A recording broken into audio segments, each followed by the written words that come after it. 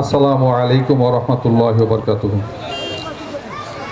আপনারা ইতিমধ্যে অবগত হয়েছেন বাংলাদেশ জাতীয়তাবাদী কৃষক দলের উদ্যোগে এই দলের ভারপ্রাপ্ত চেয়ারম্যান সাবেক সফল জেনারেল সেনাবাহিনীর সাবেক প্রধান, এই দেশের একসময়ের সফল রাষ্ট্রনায়ক শহীদ প্রেসিডেন্ট জিয়াউর রহমানের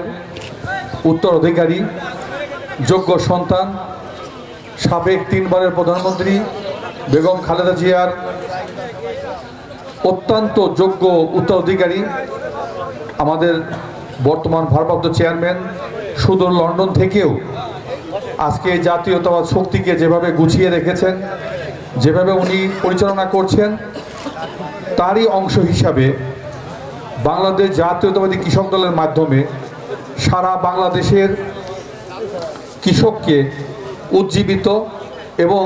কৃষকের মাধ্যমে প্রতিটি ঘরে ঘরে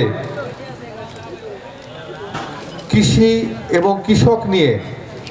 ওনার কি চিন্তাভাবনা, সেই বিষয়টা আপনাদের মাধ্যমে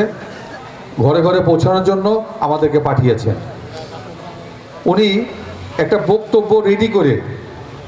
আমাদের, কিন্তু এখানে সারা জীবন দেখছেন যে নেতারা এসে শুধু মাইক ধরে বক্তব্য দেয়, পরিচয় করিয়ে দেয়।